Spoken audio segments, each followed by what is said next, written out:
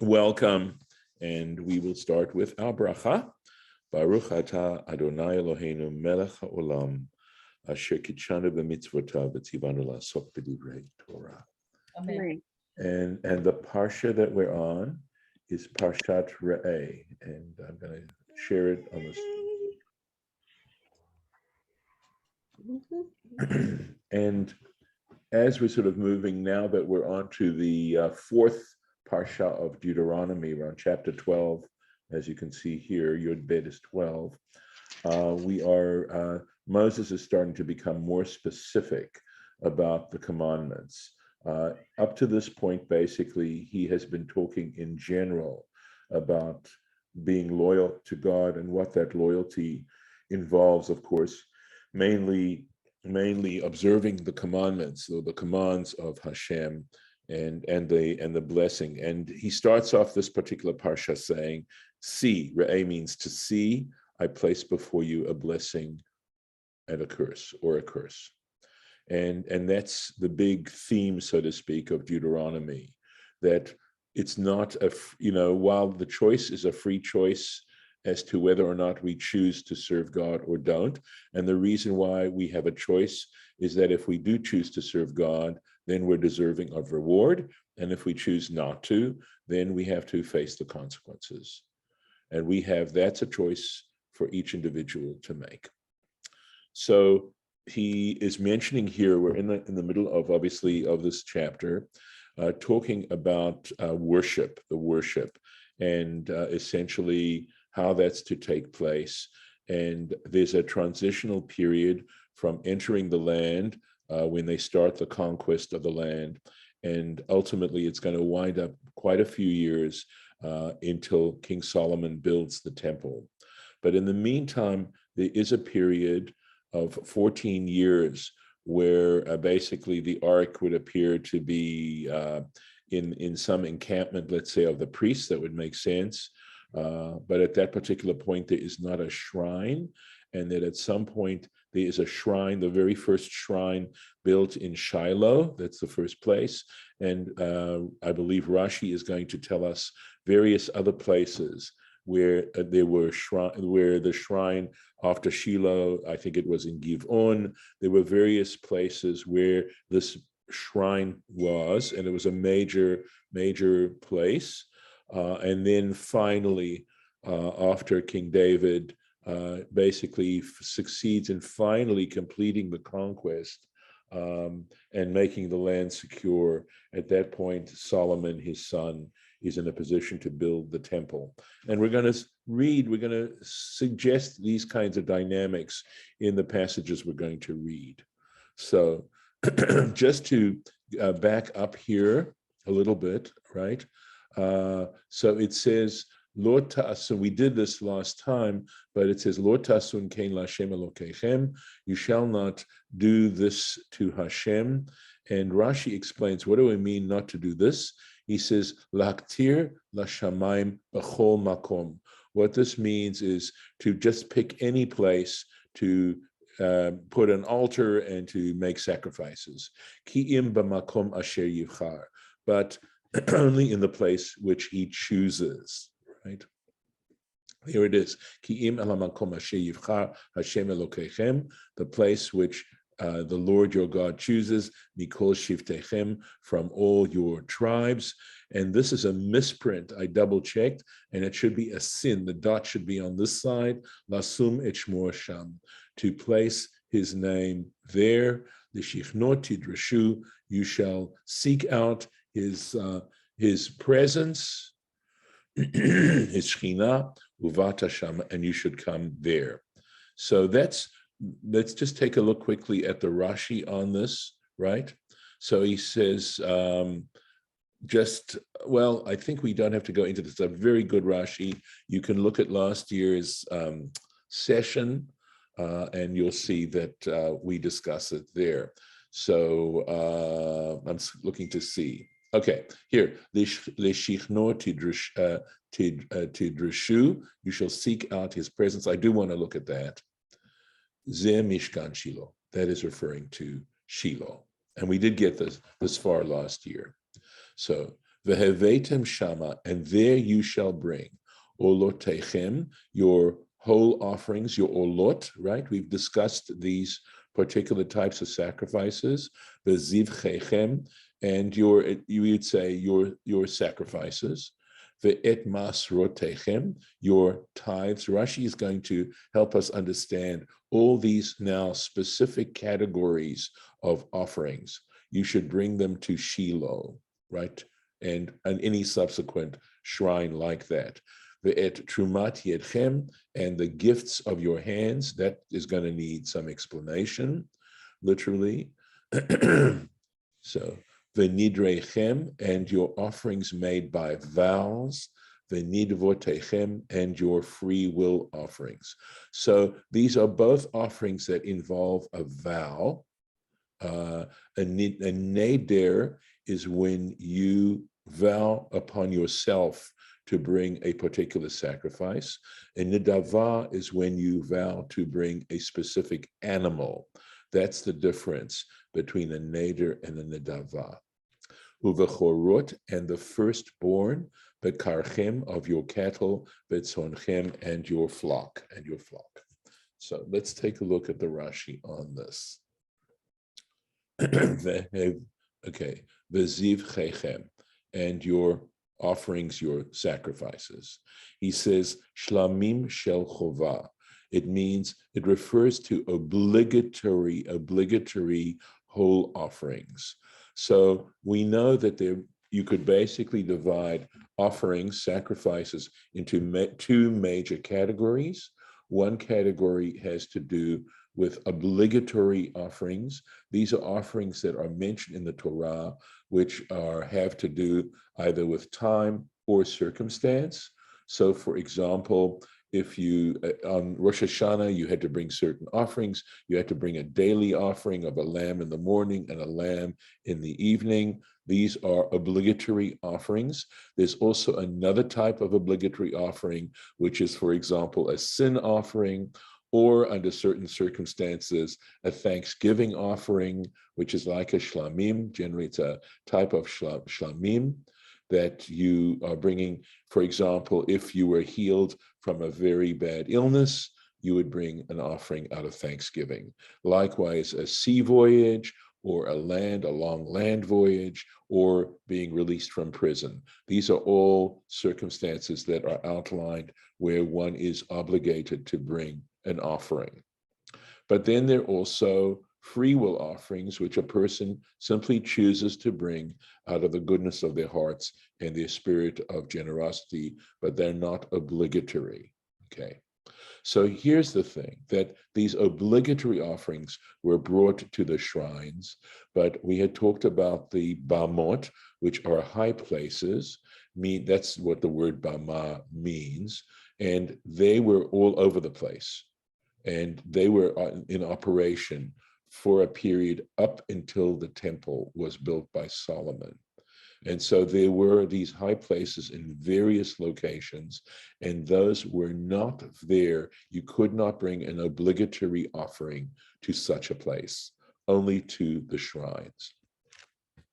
So we're getting pretty specific here about how they're to behave and how they're to practice once they get into the land of Israel. So, ma'asrotechem, and your tithes, ma'asar behema, we're talking about a cattle tithe, ma'asar sheni, and the second tithe, there's a tithe that is brought, excuse me, we know that there's a 7-year cycle. In years 1 and 2, second tithe implies there was a first tithe. The first tithe of produce would go to the Leviim. The Levites would receive that first tithe of produce.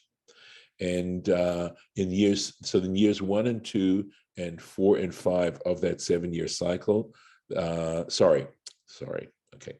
In all those years, the Levites would get the first tithe.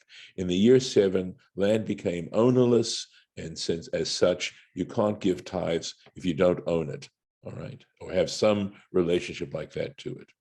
Now, in years 1 and 2, And in years 4 and 5, there was a second tithe. So you would tithe the remaining produce and then take it up to Jerusalem to consume it in Jerusalem. And there are various laws involved in that, in redeeming it if the Jerusalem's too far away, etc., etc. So, and in years 3 and 6, that second tithe was called a poor person's tithe, Masar Oni, and that would go to the poor. So this is what he's saying when he says Masar Sheni, the second tithe, le'echol, to consume it, lifnim min hachoma, within the walls, referring to the walls of Jerusalem. Trumat yedchem, so if this is possibly talking about, if it's referring to Shiloh as well, then it has to be, I guess, within the city limits of Shiloh. Trumat yedchem, the offering of your hands, or the gifts of your hands. What are we talking about? Elu bikurim.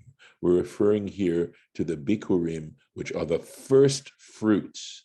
And we're told, the Mishnah, I believe, describes how the farmer would go out to his field and look for the very first ripening of the produce, and he would tie like a scarlet thread around it, or some way to identify it, so that when it came to maturity, he would take that and offer it up. Shene'amar bahem, concerning which is mentioned, and this is later on we're seeing in Deuteronomy chapter 26, it says, V'lakach HaKohen, you're supposed to put these particular bikurim in a basket, V'lakach HaKohen hatena miadecha, and the priest shall take the basket from your hands. And that's how we know the gift of your hands refers to the bikurim. Okay. Uvechorot bekarchem, right? The firstborn of your flock, of your herd, letitam lakohen, to give them to the priest, vayakrivem sham, and they would also offer them up in the shrine, and or in ultimately in Jerusalem. And of course, standing back and looking at these particular kinds of offerings, it all has to do with the issue of ownership. And to what degree? What is our relationship to our own property, and to what we gain in the process of living? And of course, doing this practice is a way of practicing the belief that God ultimately owns everything, owns us, owns our property. It's a way of acknowledging that in practice. Question. Yes. What about the years when there was no Masar Oni? Masar Ani. In other words, the poor people got it for 3 of the years, but what about the other years? Right. So you realize that there were other kinds of gifts to the poor. There was pe'ah, the corner of the field that was left for the poor to glean. There were actually gleanings, right? There's shicha and other kinds of social ways in which the poor were supported, apart from charitable contributions, voluntary charitable contributions. But they were actually, legislated, you might say, right, in the Torah, ways in which the poor were supported. But the idea of the poor having to go out to the field to glean or to take the pe'ah, etc., is a way of also, I think, making them feel they aren't just subject of gifts, but that they also are earning what they're getting as well. So there were other ways in which the poor were in fact supported, and quite developed actually. So whether it was the vineyard, there were parts of the vineyard, or lot, other parts of the vineyard, or the pe'ah of the vineyard, and all the various produce. There were ways in which the poor people were to be supported. So, so accepting charity in some ways is humiliating. And I think in some ways this was a way in which they were trying to think very carefully about how to do it in a less humiliating way. Admittedly, it takes effort then, that the poor person has to go out and go and collect these particular things. But they were also communal, and this is mentioned even in the Mishnah, that there were communal charities that people contributed to, and they discuss various levels of poverty and who's entitled to what. Yes, Golda. Yeah, is the Bikurim still out of that first tithe? Is that where that's going, or is that Bikurim like every year? Okay, so remember because the seventh year, your field, your everything that you own in terms of your agricultural enterprise is ownerless. Mm-hmm. Anyone can come in and help themselves, etc., etc. Right. You can't give these particular, we could call them taxes, right? In other words, they're social obligations or community obligations. They don't apply in the seventh year. However, the Bikurim were again, they were delineated in a different way from the tithes. Tithes were, I imagine that Bikurim came first, and then what was left was tithed. So they were, and of course we also have, we've talked about the Truma, right, which was given, this is of produce that's ready to be taken to market. It's been smoothed over in the granary, and you're ready to take it to market, and you're supposed to take basically 2% is the average amount that you give. The Torah does not specify the amount, but the rabbis tried to make some idea of what was an average, what was so if you gave a little less than 2%, in other words, if you gave 1/50th was the average contribution of truma. If you could give 1/60th, that was sort of stingy, and of course you could give 1/40th, that was generous. But they tried to give you some measurement of how much to give.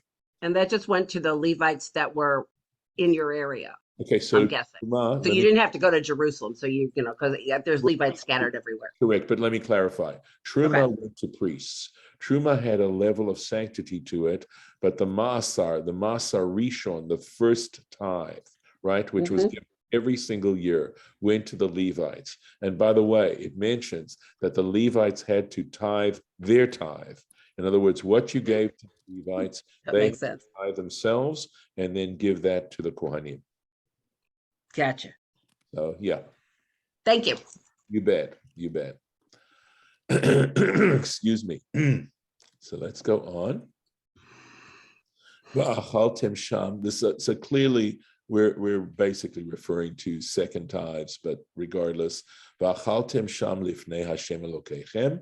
you shall consume it there before the Lord your God. Sorry, sorry. And you shall rejoice b'chol mishlach yedchem, in whatever you set your hand to do. So there's great blessing involved in these practices. Atem uvatechem, you and your household. Asher beirachacha Hashem Elokecha, in as much as the Lord your God has blessed you. Right? This is this awareness of Hashem's operating and blessing us and putting us in a position to enjoy prosperity. Excuse me 1 second.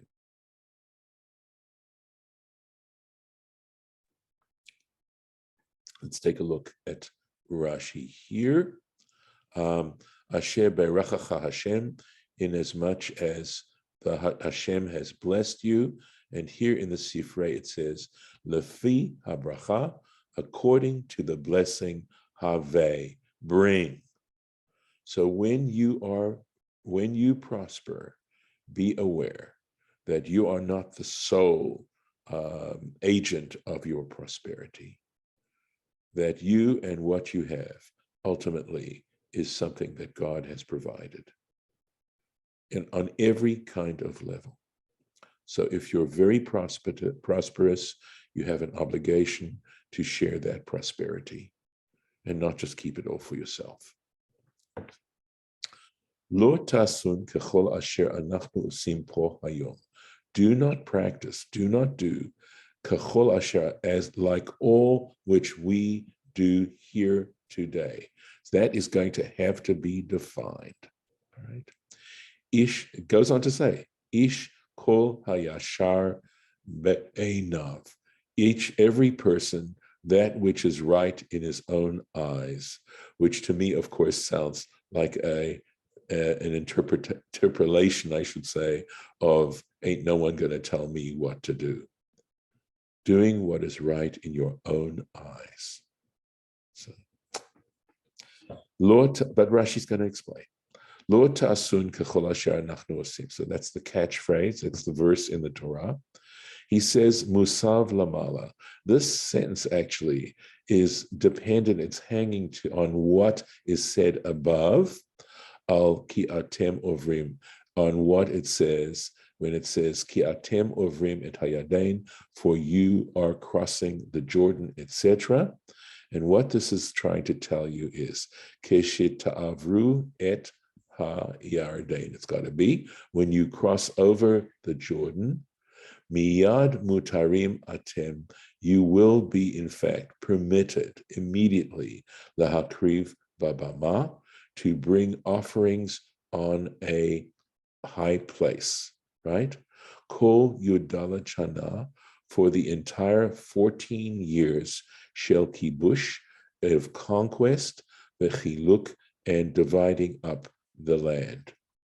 Over bama, and what he's trying to say is, but with a high place in a bama, lo takrivu, you shall not offer up on this altar, right? These various altars that were around the location.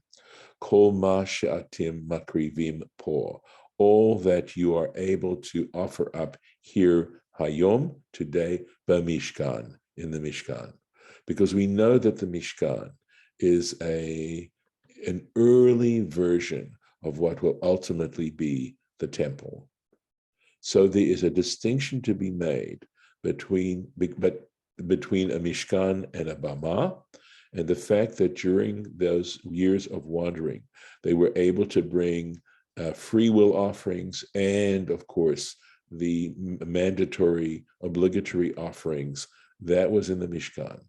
But in the Bama, right, you are not to do that. Bamishkan shehu imachem, so referring still to the Mishkan that is with you, benimshach, and it's been anointed. We know that they went over all the various parts of the Mishkan and anointed them. Vahu kasher, and so it is fit la krivmo, to offer up in the Mishkan chataot, sin offerings, va'ashamot, and guilt offerings, nidarim. That would be, of course, votive offerings. Excuse me, sorry again.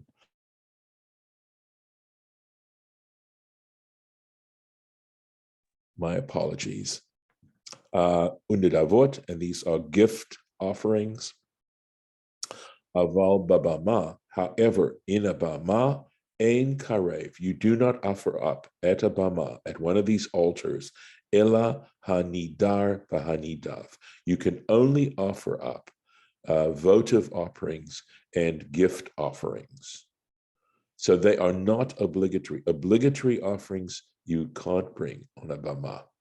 Vezehu ish, and that is what is meant by ish kol hayashar be'inav, every man that which is right in his eyes. In other words, offerings that you personally can want to bring. Nidarim v'nidavot, referring to these two types of offerings, these votive and gift offerings, she'atim nadvim, because you offer these up, you volunteer them, al yedei sheyashar be'einechem, because it sounds good, it's not obligatory, you feel a need to do this, lahaviam, to bring them. Velo al yedei chova, but not bringing them because of an obligation. Otem takrivu babama. So those, that is to say, the free will and votive offerings, otem takrivu babama, those you can bring up on a bama. So we really deconstructed this sentence in a very specific kind of way and took a lot out of this as to what it's really trying to communicate. Kilo vatim. So why can you not bring these obligatory offerings on a bama? Kilo vatim ad ata, because you have not come until now, and it's referring, crossing the Jordan, el ha-menucha, to the menucha, the rest, the el ha-nachala, and the portion, asher Hashem Elokecha noten lach, which the Lord your God gives you. Okay. So he says, Kilo vatim, for you have not yet arrived. And according to the Sifrei, Kol Otan Yud Dalet Shana. We're talking about those 14 years of conquest. Ad ata, until now, is ata generally means. However, he says kamo adain, yet. You have not yet come. Okay. El ha-menucha, that is the menucha, the rest, ze Shiloh. That is referring to Shiloh. Excuse me once again.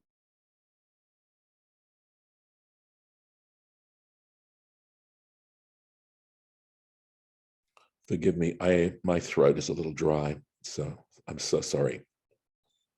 So in other words, you could bring these mandatory offerings at Shiloh and the shrines, at Hanachala, the inheritance, Zo Yerushalayim. That is referring to Jerusalem. So we are looking at these verses, right, in the way our tradition understands these verses. And here is Rashi, clearly filling in stuff we would not have a clue about if he weren't telling us this, and if we hadn't had an opportunity to study the Sifrei or study Tractate Zevachim, one of the tractates in the Talmud, etc. And that's, and the way Rashi's putting it is so much easier to access than looking at studying the Talmud. It is 8:05. I just realized I'm going to stop right here. Sorry. Okay. And I'm going to stop the share, and I will take a few minutes if you'd like to comment. I'll just mention that there's a neighborhood in Jerusalem called Nachlaot. Oh, really? Makes more sense now. Oh, good. That's, yes. Was this understandable, may I ask? I think so. All right. If I need to summarize or explain a little better, I'm happy to do that tomorrow. Let's because I gotta cogitate a little bit, I think. Right. Let me stop the